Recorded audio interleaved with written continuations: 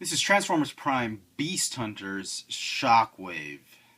This is the Voyager class figure. Obviously, this is the Cyberverse Commander figure. The Voyager figure is part of the second wave of Voyager class Beast Hunters figures, and the Cyberverse version is part of the third wave of the Cyberverse Commander figures for the Beast Hunters toy line. Before we begin, as always, let's have a quick look at the packaging. Here's the Voyager, and here's the Cyberverse. Right there, and right there. It's got that MechTech try-me button, try-me hole right there. Interesting. And these are already available on retail and probably on clearance on some parts of the world. I'm trying to do a 2-for-1 review with this video. Reviewing both Shockwaves. Yes, I am well aware that there is a San Diego Comic-Con version of this figure, which has the G1 colors on him, darker purple and yellow highlights. Not really interested in that figure because it is way overpriced, and you just get a Cyberverse Commander, a clear plastic version of Predaking and the lab setup. It's nice to have, but I don't think I'm going to be spending $50 on that particular figure. Just to get a G1 accurate, a G1 colored Beast Hunters Shockwave. So anyway, I think we should begin with size comparison. Let's let me just get him out of his FX transpose. Let me see. All right. Let's stand him up so everybody gets a clear picture. Stand them up in a regular plain vanilla standing position. Okay, and there's both of them. Here is the Cyberverse Megatron. As you can see, very good scale. And here is the Leader class Megatron. This is not in good scale. It's acceptable. If you're not that picky on scale. Megatron should be bigger, obviously, than Shockwave. Almost the same size, but he's diminutive compared to this version of Shockwave. But, you know, that's what you get. Alright, no more size comparisons. You'll get the idea in alt mode. I don't need to show you guys comparisons in alt mode. So, let's start with the Cyberverse figure. Very cool paint apps. It looks more G1 than this one, I think. Or maybe not. No, sorry. It's very metallic, pearlesque type of purple on him, very light. Silver here instead of red. Paint apps are generally good. Hardly any quality issues on this figure. Comes with a missile that you can launch using his arm gun. It's not spring-loaded. It's like those Star Wars friction-based missiles. You just push this and it should fire. Not the best gimmick in the world. Articulation is good enough. No waist articulation or neck articulation. It's got a, well, because of transformation, but it's got a swivel shoulder and a ball jointed shoulder at the same time. It's got a ball jointed wrist, a ball jointed elbow, no wrist articulation, ball jointed hips, ball hinge knee. It's got a hinge knee with a swivel, so almost a ball hinge. A little bit of toe articulation because of transformation. Overall, as a toy, as an action figure, this is a very good figure. Scale-wise, obviously, it's not in the correct scale, but in the Cyberverse scale, it's pretty good. And it's something you can bring to your office, keep in the car, maybe give to your kids if you don't want him or her. She's too young to play with these bigger ones. This is not a bad figure. It's definitely well made. Quality control is very good on this figure. Before we transform him, let's talk about his big brother right here. This comes with the Beast Hunter armor, which is really, I think, an absolute waste of plastic. They could have used the extra money. Instead of having these. I mean, the fans would have understood even if Shockwave did not look like a Beast Hunter figure. I mean, without any of the spikes and whatnot. I mean, look at that. It's okay. He just feels like he's been infected with something, and it's not really that great. They could have saved money, not put this, and just added a waist swivel or something like that, but they didn't. The plastic this thing comes in looks very cheap, like a knockoff, and as you can see, there's a little bit of bloom. Like, bakers call that kind of white filament, filmy white coating on chocolate called bloom. If your chocolate's old, there's sugar goes up the top, and it's called bloom. That's what it looks like here. There's this filmy type of surface right there, as you can see. It's not the best quality type of plastic, so this thing either just goes to the trash bin or just in a box. Only reason I'm not throwing it away is because when I'm gone, Alex might want to sell this figure, and you gotta have complete parts and pieces. Very nice. Detail wise, the sculpt is it's as accurate as can be. Excuse me, I'll get to that later. His gimmick mainly is the, what does it say? Spinning hyperflux cannon. Interesting enough. I mean, for kids, I'm sure they're gonna love this, but for collectors, in this situation, I would have appreciated the light up feature mech tech. Not necessarily mech tech. They could have just kept it just a light up function. I would have been very happy with that. I have this feeling that this figure was supposed to be slated for just the Transformers line, but when we first saw him in season 2, I think, but they decided to postpone it to the Beast Hunters line because it's more apt for obvious reasons, because of the arrival of Predaking. Regardless, that's why they have the add-on Beast armor. Regardless, it is a wonderful sculpt. His other hand, wish they could have just moved this claw a little bit so he's not like he's like, I don't know, he's contorting his fingers or something like that. But still a good looking. It's good enough. The sculpt on it is pretty good. Paint apps on this guy, pretty good. The only paint apps you need to watch out for is, if you're very picky on it, is the silver on the spinning hyperflux cannon. Other than that, everything seems to be fine.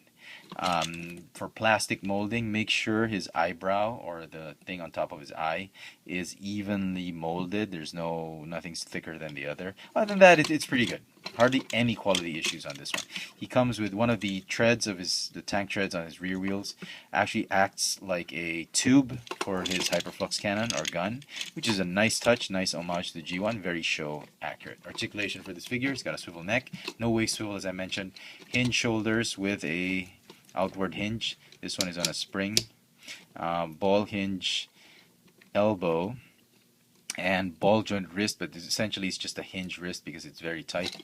For the left arm, he's got the same shoulder articulation, but he's got a bicep swivel, which has become very loose as I've transformed this guy several times, and a ball hinge elbow. So lots of swiveling because of transformation. He's got a ball hinge hip, thigh swivel, ball hinge knee because of transformation, and some toe articulation because of transformation. All in all, very good. Now, the only problem I have with the articulation of this figure is he stands well this way, but when you try to split him up, because of the ratcheting joints on his hip, because of needed for transformation, he just doesn't have a straddle stance. He's got the splits and the standing in attention type of position for his hips. If you want to do a straddle stance, you'll have to sort of twist the thighs and twist the knee and sort of give him like a hunched position, something like that.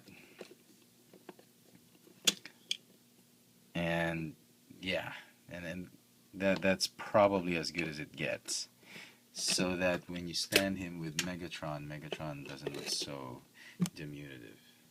Yeah, but he's still very massive. I mean, I wish they could have made that Megatron much bigger. This one, because of the looseness of this joint, he just loves to tip over. So I'll keep him there. So anyway, that's that. Let's transform both of them. Let's start with this guy. Go ahead and fold these spikes, or you can keep them up if you want. Doesn't really matter. Go ahead and fold it. Oh, apparently it does.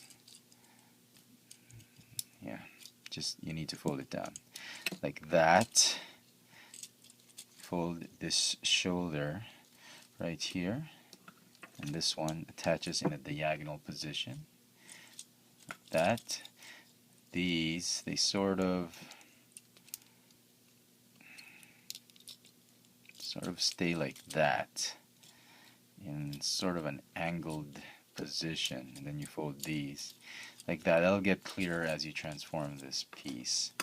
Like that, come on, like that, and then fold in the neck, fold these out, fold his left arm cannon like that, fold it up here, attach this to his crotch, there, fold these back. This one folds easily. This one, you need to sort of lift it up. It's very tight. I don't think, this is the main reason I don't think you should keep this figure in alt mode, because it'll cause stress to that joint, because as you can see it's not level. See? But anyway, for the sake of showing you the alt mode, let's do it that way. And then the feet just go like this, and then you just fold these down. He's got wheels here, here, and there. And there you have Shockwave in his tank mode. Looks very nice, very reminiscent of the Shockwave long arm character we got in Transformers Animated. Sorry, this guy's just, yeah, there we go. Okay.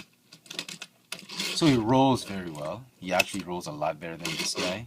You can still do the cannon gimmick.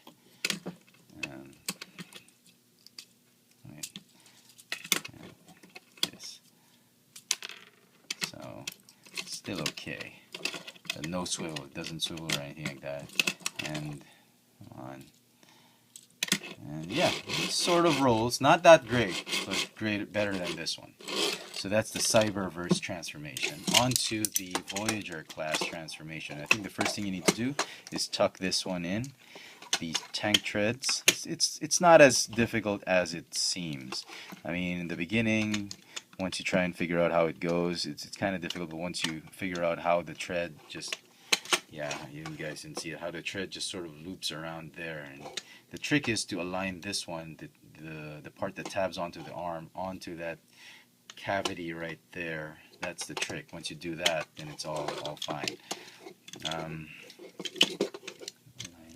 Okay, and there's the only joint is here. There's no joint here, and I figure if you give this to your kid, make sure he watches that. If you keep transforming it, banging it around, that thing I think is gonna break or cause some stress marks. Go ahead and rotate the head.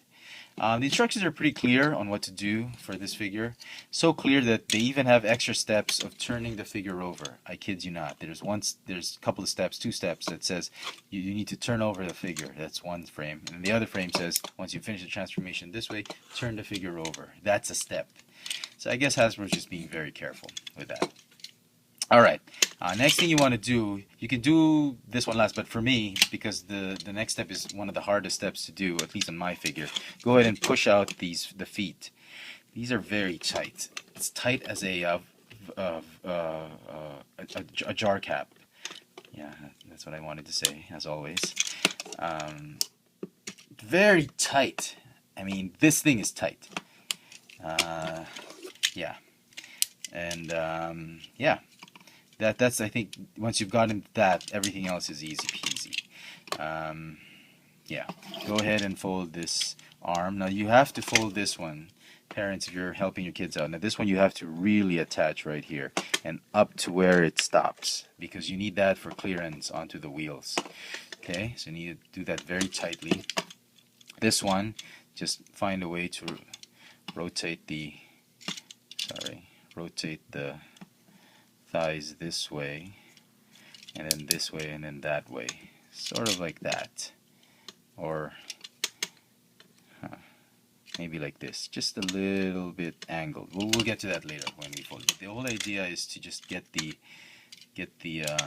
things in sort of like a squat straddle stance position, like that, and that will form the front part of the tank.